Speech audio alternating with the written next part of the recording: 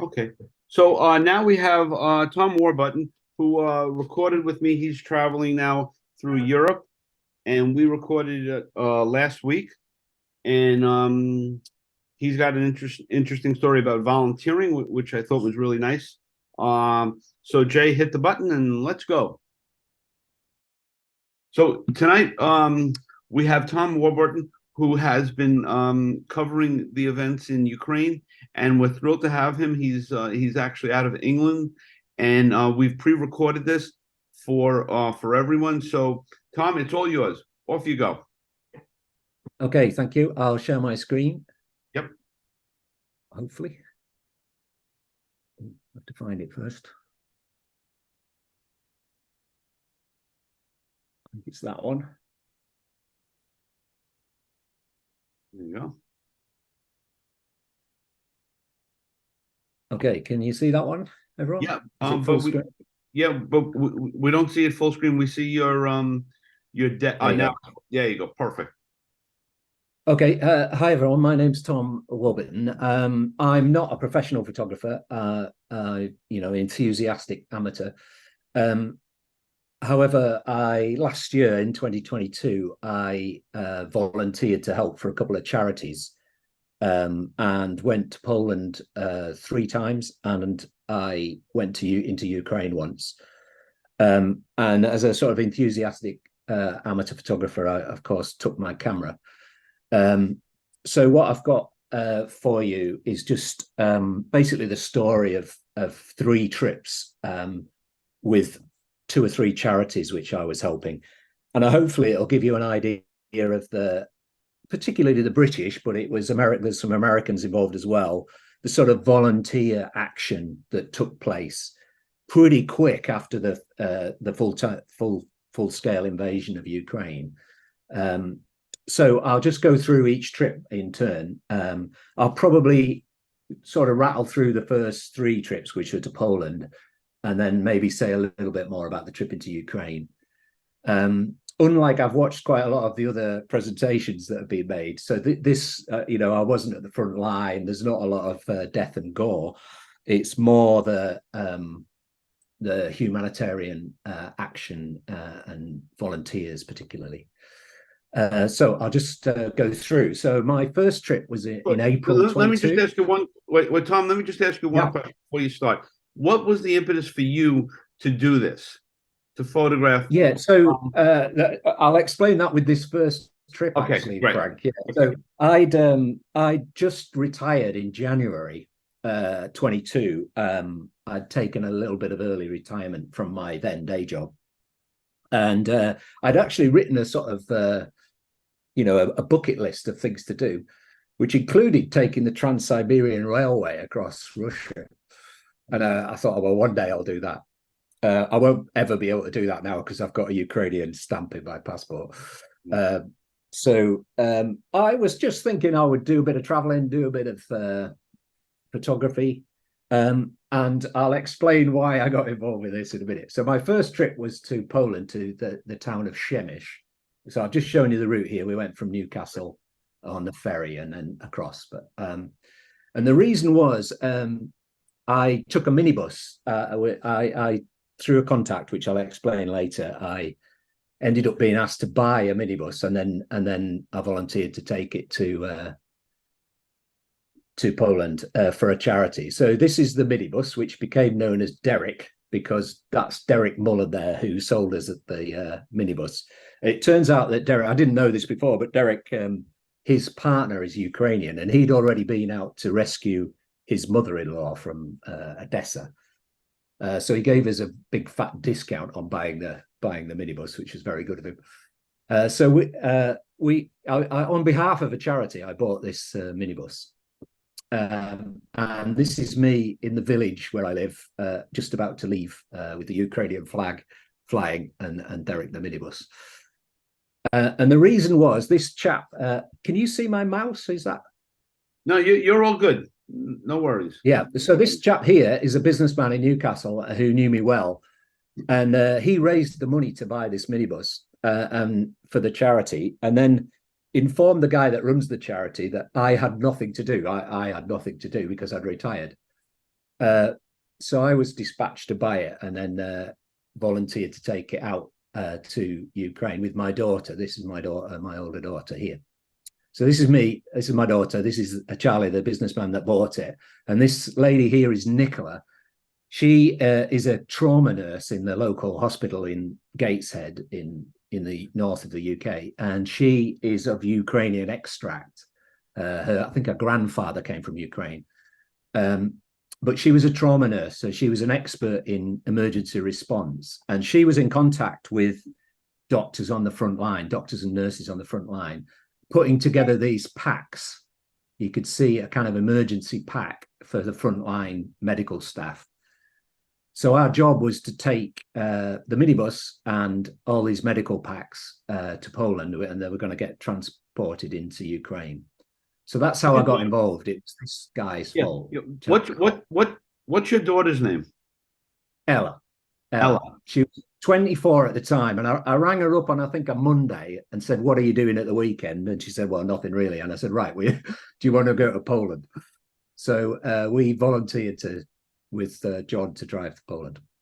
So we picked up the gear. I want everyone to keep your eye on these Sony boxes because just keep an eye. I'll point them out, but that little arrow there, keep an eye on those Sony boxes. So I'd never met this guy before. We ended up on the ferry from Newcastle to Amsterdam with this guy who I'd talked to a couple of times on the mobile phone, but never met him before, called John Lawler. And he was running the charity. And they'd been at the Polish border within about a week. And set up helping out displaced people, we should say, rather than refugees. So my daughter and I ended up on the ferry with this guy we'd never met before in a van, and off we went. And we spent the next kind of 20 hours driving 2 hours, 2 hours, 2 hours all the way across Europe. This is my daughter. She'd never driven a minibus before and never driven on the wrong side of the road before. So wow. She did brilliantly. But we did 2 hours on, 2 hours like rotation and just drove all the way. We stopped in a place called Shashau for a night or two. And then you end up in this place, which is called Przemyśl. And it's not spelt like that, but that's called Przemyśl. And that, I think in your Peter Turnley presentation, this is the refugee center that he was in at the time. Okay. It's one of the main exit points from Lviv into Poland. And it was known as Tesco's because I think it had been a supermarket. And this is where everyone that was coming, all the Ukrainians that were displaced out of Ukraine, ended up for their first night sleeping in a disused supermarket. And there's Derek the van. So we then this is our van on the left here, and there's the Sony box with all the gear in, and this we just transferred everything, all the trauma kits, into this other van. There's Ella just grinning at loading the van. And then this guy, an American guy, as a volunteer, he'd driven out from Lviv to pick up the gear, and then he had to get back into Lviv and in before the curfew at 11 p.m. So he was in a bit of a hurry, but he at the time was volunteering inside Ukraine. And you'll see this guy a few times in the photographs. That's a guy called Toby, who I'll talk about later. But anyway, we decamped all our stuff in. Yeah, go on. Yeah, so all of this is coordinated. This guy really coordinated. Yeah, you're coming. He's going to meet you, and on you go. Yeah, and I'll show you that. We then a couple of days later, we get this photograph sent from the army guys at the front, and you can see there's the Sony box. So we knew it was Nicola, who runs the charity, was in direct contact with the medics near the front, and we had a chain all the way through because there was quite a lot of worry. I think not from medical aid, but quite a lot of worry about whether all the aid that was being gifted was getting there. But this was all the way through, and I did. Ella, John, and I did one bit of the relay chain, and then this is how you get confirmation that it's got there. Interestingly, at the time, you see the army guys have got making sure the faces aren't seen when they take possession of it. Anyway, this was meanwhile we were back in Przemyśl still, and this is Carrie, who is John's wife. And the reason they set up is John had a charity, but Carrie here speaks Russian. She's American and had done, is it the Peace Corps you have in America, the sort of voluntary organization? Yep. Yeah, so she'd been in the Peace Corps in Kazakhstan, and her and her mates spoke Russian. So Carrie was extremely helpful in Przemyśl. She was helping because a lot of the Eastern Ukrainians from East Ukraine were Russian speakers. And Carrie was doing an awful lot of organizing in the refugee center and organizing transportation and locations across Europe. I know you've had a lot of discussions, Frank, about the pets. And this is when you get to out of Ukraine, this is a volunteer vet station where they had crates and dog stuff and vets there already waiting to help out. Yeah, and so Tom, at a center like this, can you give us a sense of how organized it was, or was it chaotic? I mean, was it like a well-running machine? Give us a sense of that. Yeah, so I know Peter Turnley had photographs inside the refugee center. By the time I got there, which was about the sort of 20th of April, that introduced a system where you couldn't photograph inside. There was no filming inside. You had to have a band on your wrist that was a QR code, and you couldn't get the QR code till you'd registered your passport. It was very controlled, both for the Ukrainians coming in and for the volunteers, because I think they'd had quite a lot of bother with people trying to people traffic. So they'd introduced, and the Polish police were there. You couldn't get out of the car park without being checked by the Polish police, because there'd been a little bit of, in the chaos of the first couple of weeks, it was a bit uncontrolled, I think. So there was no photography. I haven't got any photographs on the inside. Ella and I did help on the inside. The day we were helping, there was maybe 500 people in beds, and we helped allocate the beds and show people to their location. So it was pretty well organized by the time we got there. That was probably 5 or 6 weeks after the initial invasion. But it was still pretty busy. It was full the night we were helping, which was about 500 people. And they were allowed to stay in their emergency there for about 2 days. And then charities like John and Carrie's were then helping them get located in Poland. And I'll talk about that in a second. So this was one of the volunteers. I just put this in because it's a great photograph of a guy called Troy, but the crow flew past just as he came, which just seemed so fortuitous.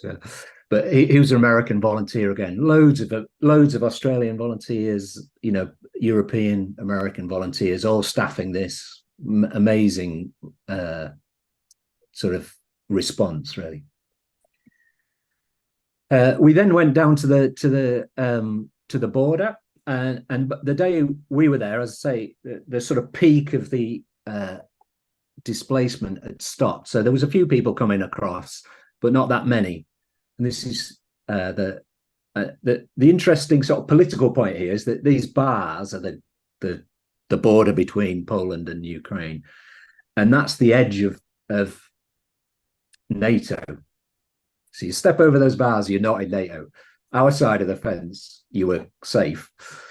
Other side of the fence, not necessarily, which is just interesting that is the literal border of NATO. So there was a few people coming across, but not the mass exodus that there has been, a few weeks before. And just keep your eye on this fence and that entrance, because a bit later on I'll be going through there, but not this time. So John and Carrie's charity, called the MAD Foundation, they'd been helping people come to the UK, but the UK government had introduced a visa system which wasn't really up and running yet. So John and Carrie were helping families pay for hostel and hotel accommodation in Poland whilst they were waiting for the UK visas. And this lovely family let us take some portraits of them, partly for me, but partly for John, publicity for John's charity. So we got some lovely pictures of this family who'd come out from Eastern Ukraine. And this is grandma was Olga here.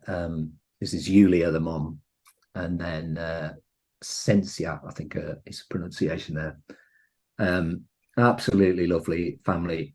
I don't know a lot about the background. We were asked quite a lot of this, Frank. We were asked not to ask people where they'd come from and what the circumstances were, because you never know, you know, that they may have been through some pretty traumatic things. I don't know. But also, you know, questions like, well, where's your father or where's your brother? It, you know, triggers stuff. Whereas they now got to Poland and they were relatively safe. So we didn't ask too many questions, really. But this family I know had come from Eastern Ukraine. You know, it's sort of interesting that, you know, you took these photographs and, you know, your other contact needed them for publicity, you know, Well, which is such an important piece of going through all this, but you need to keep on raising money and funds and support. yeah, yeah. And you need these PR pieces Well, in the I'll middle show of you the the war. next picture, Frank.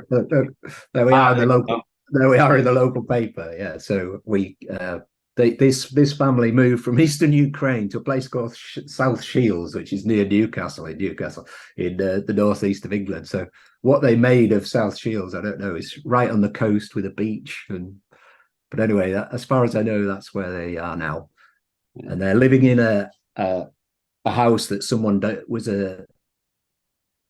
donated. They had an empty property and they let them stay there. So let me ask you this. Did you get a photo credit on that photo? Yeah, probably. I don't know, but it doesn't matter. Just the Huh? local. It's kind of the local regional paper in the northeast of Right. England. Yeah. Yeah, So, you're a published so photographer. You're no longer an amateur. maybe. Oh, it's Anyway, true. this is John again, just a portrait of John on the ferry. We'll come back to discuss John later on, but their charity is doing an absolutely fantastic job. But I'll come back to them. So that was trip one. I probably spent too long on trip one. So the next couple of trips, I then kind of got a taste for it, and I'd been to the border, so I kind of knew the system. So there was a local charity that was started around me called Eden Aid, and they were asking for volunteer drivers. So I did a couple of trips for them basically as a volunteer driver. And I've got some videos and some photographs of those trips. With Ella? Did Ella come with? No, Ella by that time had got a proper job. So Okay. yeah.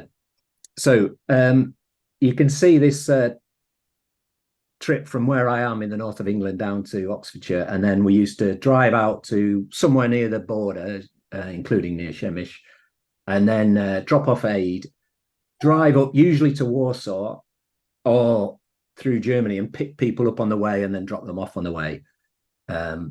So these are a couple of trips. Now, this is a little promotional video that my other daughter put together for them. So I'll just run this video. Hopefully it'll be.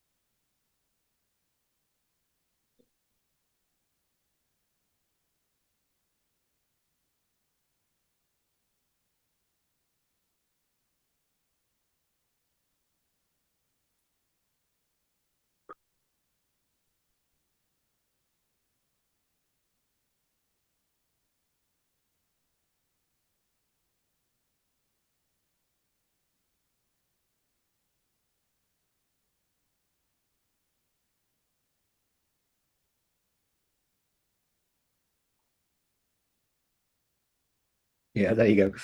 So when we, one thing, Tom, make yeah, sure after the fact, send me an email with all these organizations so we could put it in the chat room oh yeah, of so course, yeah. people So can contribute when we, or yeah, when we did that video, all the numbers have now been updated. So it's just worth going through these. That this organization, Evenaid, did 33 trips across with usually 4 minibuses every week. I think they missed 1 week in last summer. Every week they went and they picked people up. They took goods, aid out and then people back. So they ended up bringing about 1,000 people back. And to give you an idea, that I think there's 120,000 came to the UK, so it's quite a proportion came this way. And I know you always like the pets, Frank. So there's a lot of pets. I've no idea what a Gama is, but anyway, one of them. Quite a lot of the people that came on the minibuses came with pets because they could get free rail travel across Europe, courtesy, I think the European Union helped out that and the British government. But if you had a pet, that was quite a trip, or perhaps an elderly parent, that was quite a trip to take. Maybe you'd never been out of Ukraine before, you didn't speak any other European languages. So we got quite a lot of people came with this because they would be picked up in Poland and delivered almost to the door in the UK. So we got quite a lot of people that came with pets. And the bottom figure is 137. That is the number of volunteer drivers they had on these trips. An amazing effort, really. Fantastic. Anyway, these are just a few of my photographs of the trips. So we were taking out wheelchairs, stretchers. The guy in the middle there is Trolls. He's the guy that was organizing it all. Together with a Russian lady actually called Olga, was coordinating all the pickups and drop-offs. So there's a lot of people behind the scene and some of the drivers. This is one of my minibus loads, which was very fun. I think the front lady was called Anna. She was brilliant. And this is just pit stops on the way back across Germany or Poland somewhere. Lots of dogs. so Tom, yeah. Can you give us a sense of what the feeling is on that bus as you're taking those people out? Yeah, quite a lot of these people had obviously been in Poland for a few weeks. So they'd been out of Ukraine probably several weeks. I don't know all the circumstances. Some were displaced out of eastern Ukraine. Particularly, I think this family were. Some, like these younger girls here, they're I can't remember which the younger girls. Their mum had already was in London, and they were probably coming out partly for safety, but partly because there was no economy left in the Ukraine, and the UK visa was pretty good actually. Once you've got the visa, you're allowed to stay 3 years. You can work, you can sign on for the benefits if you can't find work, and you add access to the NHS, our health service. So if you got the visa, it was a pretty good deal because, what are you going to do? You're going to sit in Kiev and maybe you've just graduated or something like that. You could volunteer, and lots of people have stayed in Ukraine. But, if you were a 20-something young graduate, maybe coming to the UK for 3 years was whilst things hopefully get settled, was a pretty good deal. So some were displaced because of the war. And at this point, Ukraine, the drones hadn't started and the missiles hadn't started. So they were coming across to the UK as a good visa. So this guy, Reggie, went on almost every trip. I think he did like 20 trips. He's a plumber from the south. It's brilliant. He was a legend. And lots of pets. Right. This lady here shared with us that she'd been in Mariupol in the steelworks. Marina, I think she was called.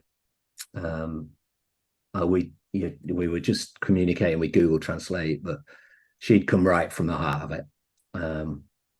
But it had got out. And then we used to end up in Calais at about 6 a.m. in the morning and go to a patisserie and order usually about 60 pastries. and the French isn't very good. So we'd go into the patisserie and try to order 60 pastries, and they would say 6. And you go, no, we want 60. But eventually they got used to it because we'd turn up every Friday, 60 pastries, please. Yeah, so this just one little anecdote. This guy here, well, a couple from this was one of my van loads that I brought with the guy called Matt. This lady here was undergoing hospital treatment, and they cleared the Ukrainian hospitals by sending them to Europe. So the European Union had agreed to take people out of the Ukrainian hospitals so that they can make room in the Ukrainian hospitals for army that had been injured. So this lady was going to Lille in France to continue her treatment with her boyfriend in support. And then this guy here, you see the Olympic circles. So we'd spotted this guy, a big, tall. He was only 14, and he was about 6'1" and pretty well built. Nice, brilliant lad. Anyway, when we got to Calais, we said, "Well, what's with the Olympic rings?" And anyway, it turned out he was a canoeist, and there's his canoe paddle. And right at the last minute, in the last sort of 10 minutes when we were in the car park at Calais, my co-pilot, Matt here, turns out he was into canoeing and knew the UK canoe team. So Matt and this lad swapped mobile phone numbers. And cut a long story short, he arranged that he now lives with one of the UK canoe team trainers. Wow. So before doing this presentation, I just contacted Matt and found out that he's been winning everything. Look at that. He's won everything. He's still training for the Olympics. Beautiful. And he's first. And that's him to carry on his training. So if you see him win the Olympic medal, Matt helped him out. There you go. Great story. So a good little anecdote about helping people out. I mean, doing that was just tremendously uplifting. Just being able to help a little bit. I mean, we did have some adventures on the way as well, but anyway, yeah. So I'll go on to my 4th trip. Was in September, and this time I went into Ukraine. So that's the full trip, which is 2,200 miles. So you Americans will have to work out how far across the states that is, but quite a way. And again, this was back helping John with the MAD Foundation. And I originally, the reason I went was he bought another minibus. So John contacted me and said, would I mind bringing him another minibus, which is a big 17-seater with a lift on the back for wheelchairs. And he managed to buy it. So this time I just drove it by myself. It took me about 3.5 days to drive there, sort of driving 10 hours a day and staying in a hotel. And then, but I won't bore you with that. But I ended up at the border with this minibus, and I dropped it at this sort of storehouse on the Polish border near Przemyśl again. And then this time, I wasn't sure about going into Ukraine. I kind of said to John, well, I'll bring it to the border and then I'll see how I feel about it. And maybe I'll come into Lviv and help you shuttle people around. And it's important to say that at this time, have you heard of General Armageddon? Shirovkin is the Russian general who was in Syria and was renowned for just bombing places to bits. Right, so ferocious, yeah. Yeah, he hadn't been appointed yet, so there was no drones and no missile attacks really in September, early September. In fact, the Ukraine army were on the counteroffensive. So on the way out there, I'd been talking to John and saying, well, I might come into Lviv, but we'll see how it goes. Anyway, when I got there, I felt okay, so I thought, right, I'll go in. So I walked across the border, and John picked me up and went back into Lviv, which is only about an hour and a half inside. I'll show you a map later of that. Anyway, this is I got to Lviv, and it's absolutely fantastic city. It's brilliant. So I've got a little video of what Lviv was what it was like in September 22.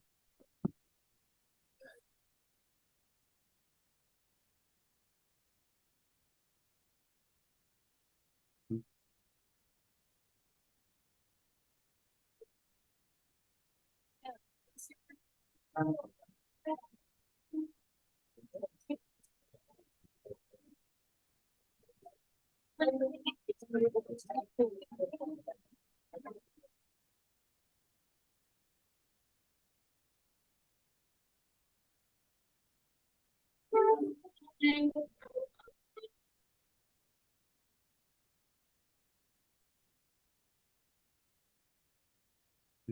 it was, I mean, I got there, I couldn't believe it. It's a beautiful, beautiful city, very peaceful, really busy because lots of displaced people coming from Eastern Ukraine. You see that, and I thought this is great. But then my colleagues came back. I met John and the charity, the office staff in Lviv, but the guys that were driving the minibuses had been on a trip to Chernihiv to pick up some internally displaced people. So this is a little video clips that they brought back from Chernihiv, which gives you the different side of.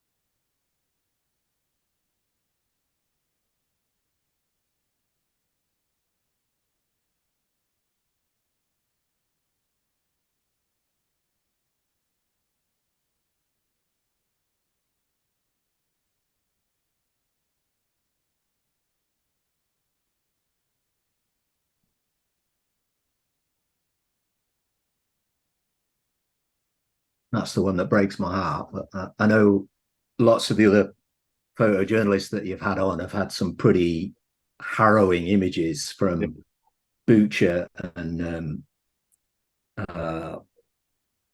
Irpin, and Chenev's just on the other side, and was occupied by the Russians for several weeks. So I was feeling pretty good because I was in Lviv and I'd spent a day or two there, and it was all very nice. And then the guys arrived back with the van full of people, and I had to do my first bit of volunteering work in Ukraine. So this is me looking slightly worried, I have to say, because they'd driven like 10 hours across Ukraine, but the family that was in the back of the van had to get to the border. So my job was to take them to the border. You see, I nearly crashed the van the first thing I do, but this is me setting off.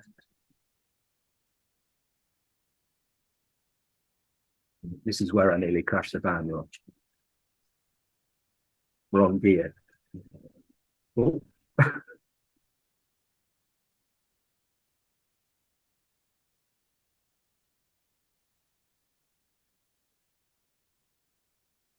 So That's a tough van to travel in, right? I mean, there's no. I just noticed it now. There's no windows. yeah, they in the back of that van they just bolted a load of old car seats to the floor, and then a bit of space. So they've been in that van all day. We had a little toilet break here, but the family were coming out with a disabled daughter. So I took them to the border, and they ended up at Shemish at that refugee center at Shemish again. But these guys here, these are the guys that you'll get to see photos of later. Yeah, so I felt okay in Lviv, and then John sort of said, well, how do you fancy driving? The next week they were going on a trip to Zaporizhia to pick up displaced people, and I wasn't too sure about it. You know, I'm not a professional at this, but I had a lot of trust in the people I was with. So I said, well, I'll definitely go as far as that first red dot. Sorry, I'll do it with the mouse there. And then I'll see how I feel. By this time, we knew that the counteroffensive was happening. So the Russians were actually busy over here because the Ukrainians were taking back Kharkiv and going around here. I'll show you that later. But anyway, I said, yeah, okay, I'll help drive, but I might not do all of it. I'll see how I feel. I wondered whether I might just dip out here or maybe in Dnipro and not get too close to the front. But anyway, that was the trip we were going to do. So, Wait, Tom, yeah, give us a sense of your personal life. You know, you're making all these trips. yeah. I'm assuming your wife is out of her mind, worried about you. Ella, all of that. Can you give us give us a sense of that? Yeah, well, going to Poland was fine. As long as you're on the NATO side of that fence, I think the minimal risk was to be had. The most dangerous thing on the whole trip, the most dangerous thing I did was the driving. I mean, it's just long driving. 10 hours, 12 hours, or whatever driving. Yeah, I didn't want to get too close to the front. I'm not an adrenaline junkie. I took a lot of comfort from the guys I was with. They were very good. I'll show you some pictures of them later. So I just kind of risk assessed as I went. I mean, the guys will be watching this laughing at me because they were just like, "This is nothing, Tom. What are you worried about?" But I'll tell you where I kind of drew the line. Me and my co-driver drew the line at one bit, and I'll explain. Well, I'll explain now, actually. So we drove the first day and we stayed here in a hotel. And again, I have to emphasize that there was no missiles and no drones at this point. So that was fine. And then the guys were heading to this village here called Apostava with aid. And again, it had been very well coordinated, I think, via the Ukrainian church. So Apostava was pretty close to the front and had been shelled. And they'd sent a list. I think the priest had sent a list of what they needed to a warehouse. We picked up all the gear from this warehouse, and then they were due to deliver it to this village here, Postava. And then we were going to Zaporizhia to pick up displaced people and bring them back. So that was the recce. We were taking aid out and bringing people back. But I'll go on to the next map. The reason I didn't want to go is that Postava is here, and the Russians were this pink area, and then this was the area that had been in Russian control, but the Ukrainians had pushed them back. But Apostava had been shelled, and Nikopol here is one of the most shelled towns that's been shelled consistently, and it's just across the river from the Russians. And you see this little moat here. Well, if I just go to the next picture, that's the nuclear power station you'll have heard of, the Zaporizhia power station. So there's 6 nuclear power stations, reactors in a row. So the guys were dropping aid off here, and then they had to drive this road. Sorry, there's a click come up for some reason. Sorry. They had to drive this road here and then up to Zaporizhia. And I just said, right, I'm not going there. But so Christian and I went the other way. And we took some aid into some orphanages and a hospital in Zaporizhia. But to give you an idea of the guys I was with, this is the guys setting off. So we said goodbye at the hotel, and I was thinking, I might not see these guys again, but they were just laughing. So this is them setting off with the 3 minibuses. Particularly watch the last minibus, which is Roman and Max. Just every day to them. This is the minibus that I just brought from the UK. And I think Robert and Max waving like it's just okay. They did have flak jackets and helmets with them to put on when they got close to front, but I decided that was enough. Anyway, this is Nick telling the Russians what he thought of them, and that's the nuclear power station on the other side of the river. Thanks to Toby for these photographs. These aren't mine, obviously, but that's American guy, actually, Nick. He's a American paramedic. He's still out there. Anyway, that's the nuclear power station. That's a little bit too close for comfort for my liking. But anyway. That's fair. Yeah. So meanwhile, my co-driver and I would got to Zaporizhia, and there's a bit like Shemish. There's a big supermarket and a car park. And this, whilst we were there, this convoy arrived that had just crossed from the Russian occupied areas.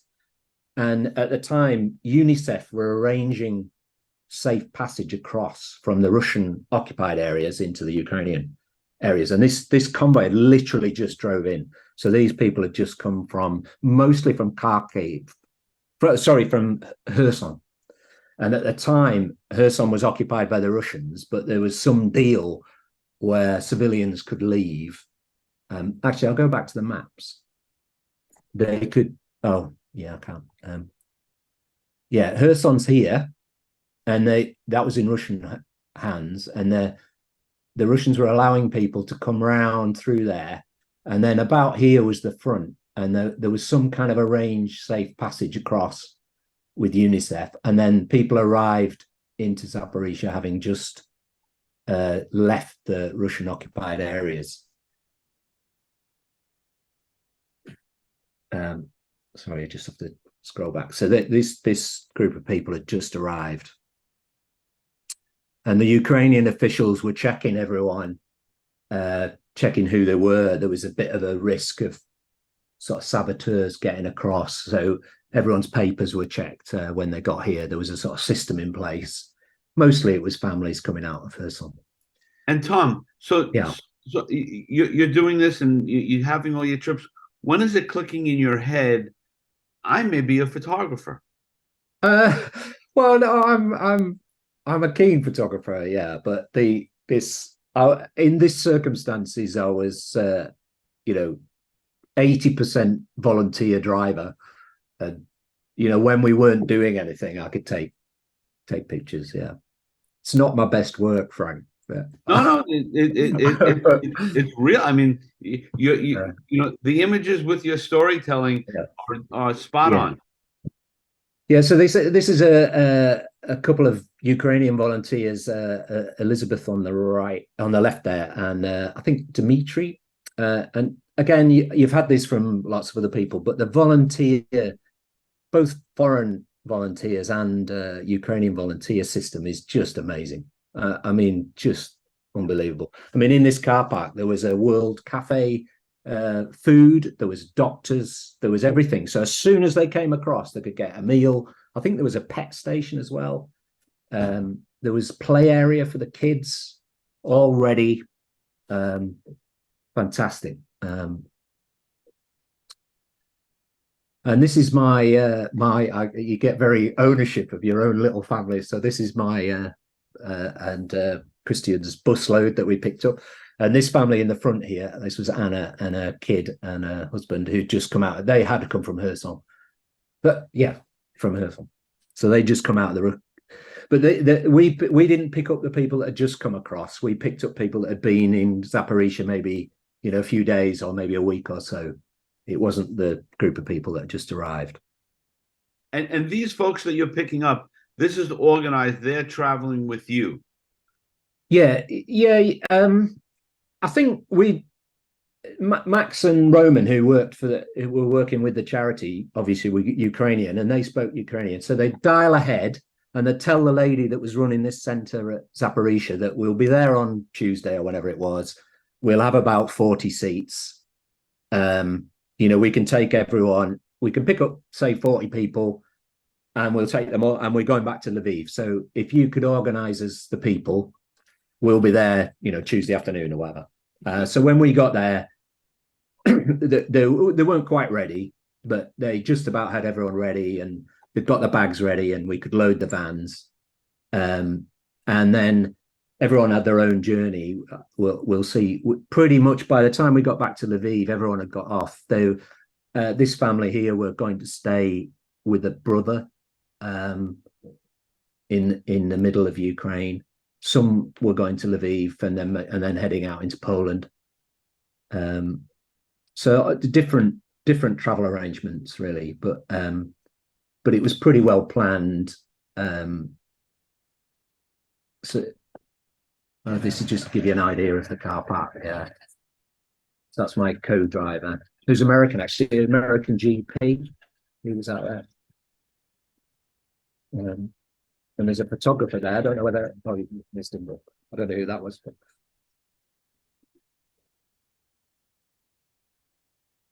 So that gives you an idea of the centre. And then it took us sort of 2 or 3 hours to. This is us driving out on the.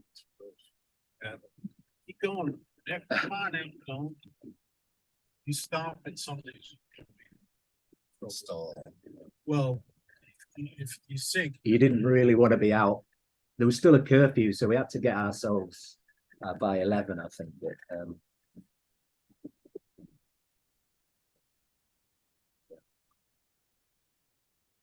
that was there was a bridge that had been, I think, bombed out. So instead of going on the tarmac road, we had to do a detour around some sort of country roads, which was that.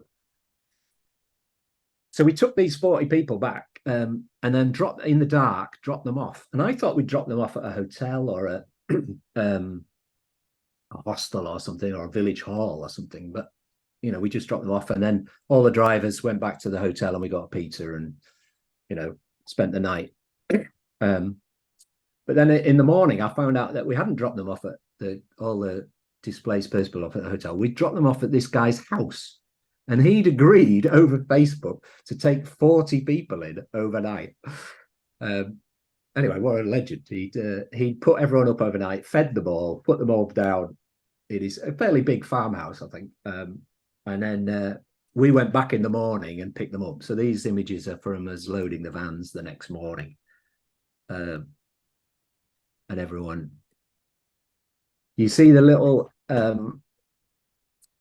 Where's my mouse there? These little cuddly toys that UNICEF had given out a bag of goodies to all the kids when they came across from the Russian sector. So they were all hugging these little, this is what I refer to as Minnie Mouse, but she was the youngest. She was about 2. Anybody else? And then this little girl with a mum behind her, they got ice cream for breakfast, which was the best thing ever. Better than that. So we were just loading up in the morning. Yeah. And then these shots, yeah, go on. Yeah, no, I mean, like the karma around all of this must be unbelievable. Oh, right? You know, like from the man who's giving them up his house for the evening, all these people feeding them, getting back in. I mean, it's like you're driving angels, back and forth. Oh, I mean, it's one of the best things I've ever done in my life, right? And what did you do for a career? You said you retired. I worked for a city, what you would call a city authority, a city council, at a sort of senior management level. Yeah. I thought you were a lorry driver.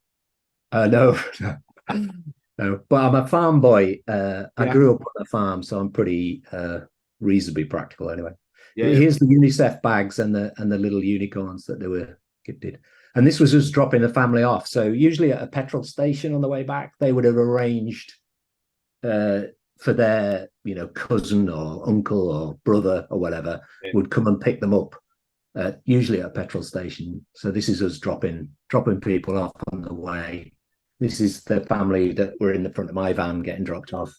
So as you drop these people off, I mean, there must be all this hugging and kissing and well, you'd only met them for 20 hours, but you feel particularly the trip across Poland. Actually, you got very attached to my van. They're not my people, but you get very attached in a short period of time. He did. Not on this trip, but on the Poland trip, you could connect your phone to the Bluetooth to the van audio system, and then use Google Translate, so you could sort of say, we'll be stopping in 15 minutes for a snack stop or something, and then it would translate it through the van. It was quite fun, and there was a little bit of English as well. Anyway, this is us dropping off our kids in a little stop. That was one earlier. So I'll just finish up by just saying how brilliant John and this charity is. So John runs the charity called the Mad Foundation. The reason he was able to mobilize so fast is he already ran a charity. He used to run development programs in the developing world. So he had a charitable trust and a bank account and trustees already formed. So he was able to take donations and able to mobilize really quickly. But because of COVID, he sort of the overseas charity bit had been pretty much stopped during COVID. So as America, he was living with Carrie in I think in Washington. So as COVID went down in the States, Ukraine started, and they had a really unique set of skills because John was a really good guy at organizing stuff overseas, and Carrie spoke Russian. So my understanding of what they did was they said, well, we're like perfect for this, let's go. So they immediately mobilized and went to Poland and are still in Ukraine. And they've got an office there. They've got these 4 vans now. This is Natalia, their office manager, who I'll come back to speak to in a minute. She's their office manager. This is Roman and Max, who are 2 of the Ukrainian guys from Kyiv who volunteered. Their families had gone out to Poland, but obviously they were of age where they're not allowed to leave Ukraine, so they volunteered driving. I think actually John was paying them as a job. And this is Toby, he's about 28, 30 years old. He's been out there the whole time with John. He's their director of operations, so he does most of the organizing of the on-the-ground stuff. This is Nick, who's the American paramedic, and then Roman and Max. And this is a guy called Mark, a British guy who's in the office. He's arranging the visas and the travel arrangements and everything. So they've got a really good setup. Yeah. Here the guys are in the office, just debrief before they go on they'll have a briefing before they go and a briefing when they come back about how things went. So incredibly organized. Totally in the yeah, really good. All proper. This is Max, and then this is Nick. He's a character. I want it for John Enmore. He's gone to the front again. A skill set. He's a paramedic, so he's now pretty close to the front, running aid runs within 3 kilometers of the front. That's a bit too close for my comfort, but he's got a skill set where he can help deliver aid and get people out and do a bit of first aid and paramedic stuff. So if you ever get to the V, everyone, top tip, the 4 Friends Whiskey Bar, known as the Office. Okay. And then the other stars of the show are these vans. And 2 of which I drove out. So there's Derek, the first one, and there's the second one. And then a couple more. And so they've done hundreds of thousands of miles now, and have fallen to bits. So while I was in Lviv, I went up to the military cemetery, and I know the real photojournalists have shown a lot of the funerals going on. I just thought I'd put these in because it's beginning to sound, my enthusiasm, it's beginning to sound like a jolly jape, and I did, it was a fantastic thing to do. And the charities that I helped were doing fantastic work. But the reason that they have to do it is terrible. I mean, horrible. And it's an interesting thing here that this is the World War II cemetery in Lviv. The cross up here, and all these slabs up here are the grave markers of mass grave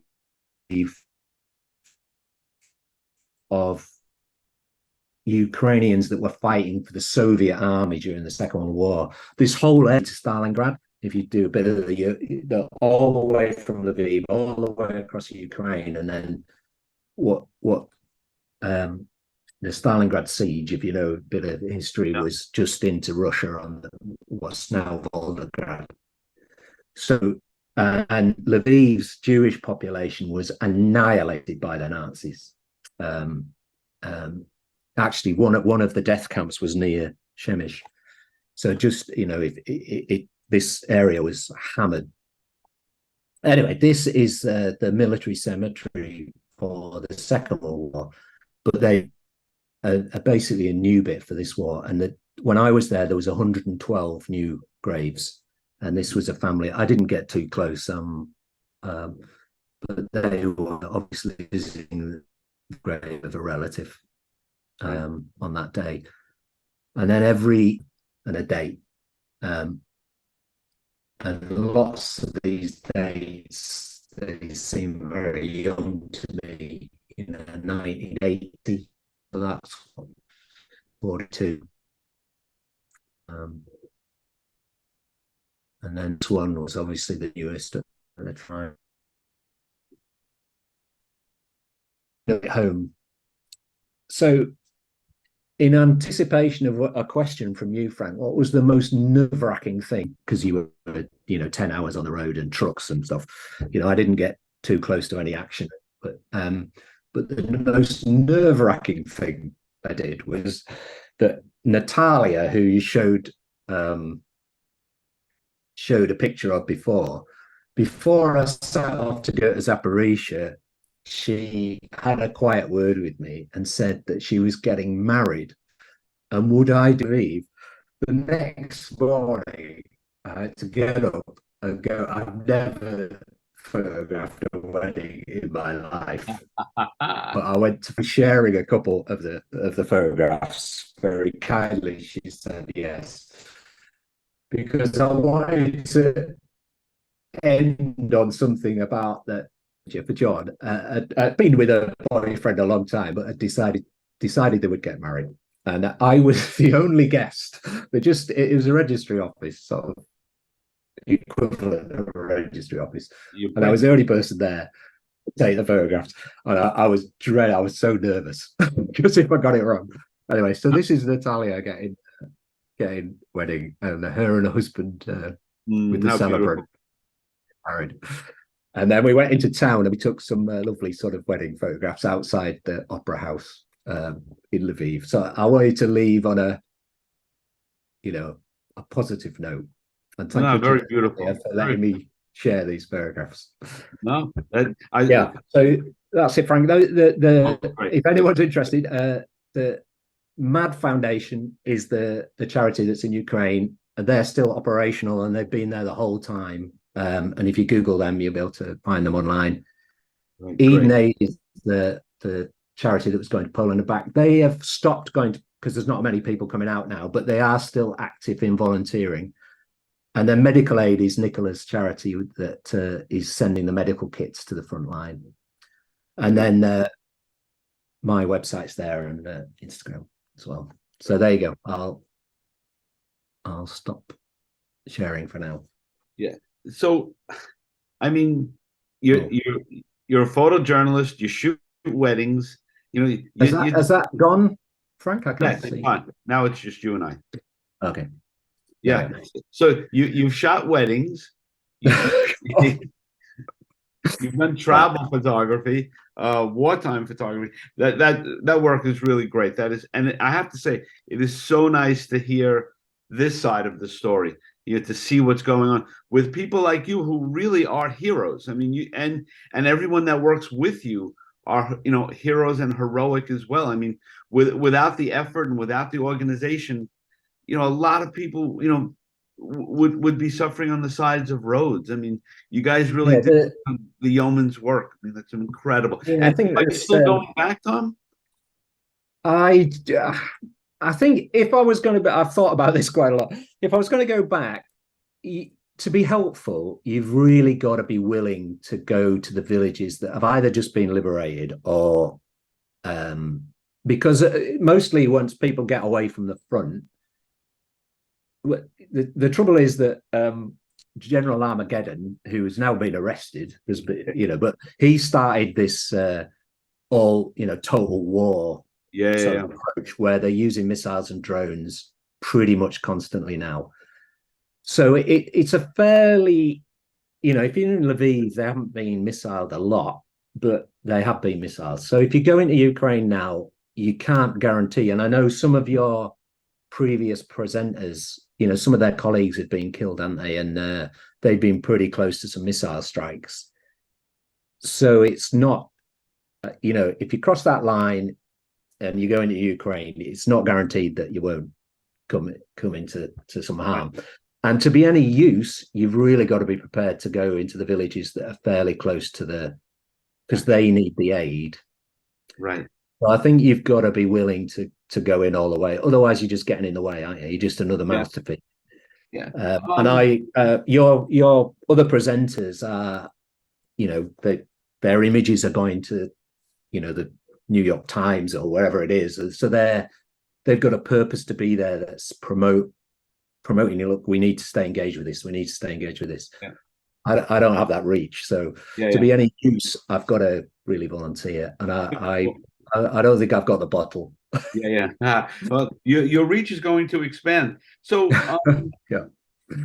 Can you just share, as we close out, did this do something to your relationship with Ella, seeing you as this is my dad? I mean, because I'm sitting here as a parent myself, and coming really nowhere close to that. What is that ride like with your kid?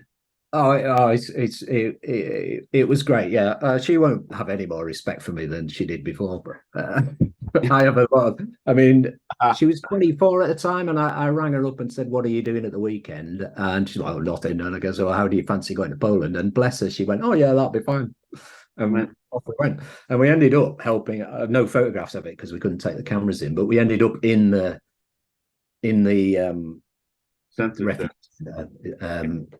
helping bed people down, and it was quite a thing to see, really.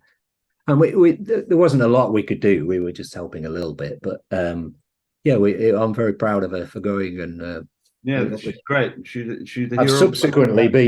subsequently been on a more right.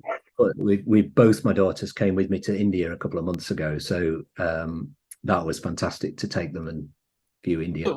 Better photographs, by the way. So is this a calling for you? What, photography or volunteering to help? I mean, what is it about you that drives you? Yeah. Well, I've retired relatively early. I'm 59 now, so I've got a few years where I can put a bit back. I'm trying to help John where I can. Partly doing this, I hope get a bit of promotion for them. But they're still out there, and I'm still in contact with them. Sent a bit of money to put behind the bar at their Christmas party. There you go.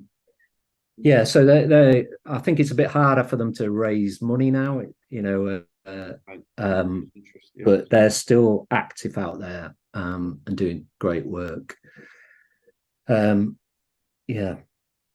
So Tom, I can't thank you enough for doing this and coming in and doing what you do and showing it to us and sharing your journeys is absolutely invaluable for us to get a big broader picture.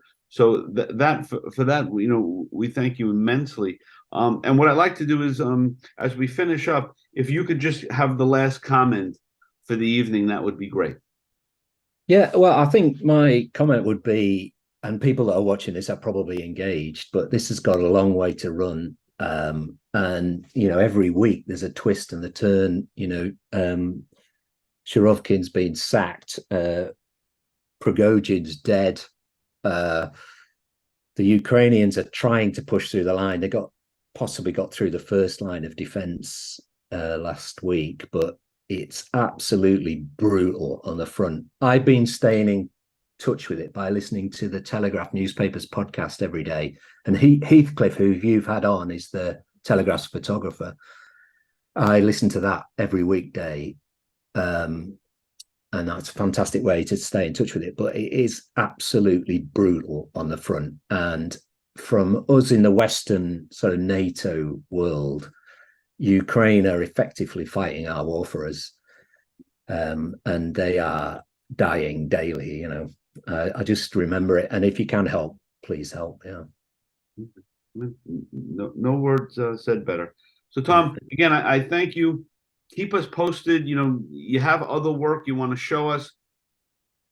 You know, just be in touch with me. You know, because we would love to have you back at the standing. That's very kind. Yeah. I'm not sure I'll get a Pulitzer Prize like all your other ones. So. No, the prize of admiration is, you know, any of those photographers will tell you they don't, as you know, they don't do it for the prize. They do it for, you know, some fantastic Carol Guzzi's work. Oh God, I bought the book as well. I'll do an advert for your book. It's not your book, but there you go. Yes, yeah. That is tremendous. Yeah, all the people in there are heroic in the same way you are.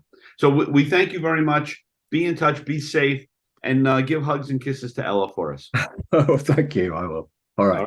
Thanks. All right, Jay. So we can open up to any kind of discussion. I know this was a long night, and of course I appreciate everyone staying in. And it was nice to get something a little bit lighter and to get a sense of, you know, how the thing still operates. And it's volunteers like him that you know, keep it going. I mean, those are sort of the unsung heroes of just making sure that, you know, people get a place to stay and some food and medical aid and on and on and on. So if anyone else has any comments, you know, now's the time. All your Jay can let everyone's mic be open, and if not, you know, we're here tomorrow night with Heathcliff O'Malley and Michael Bronstein, which, you know, will be terrific. That I can tell you for sure. And if not, you know, everyone, good night.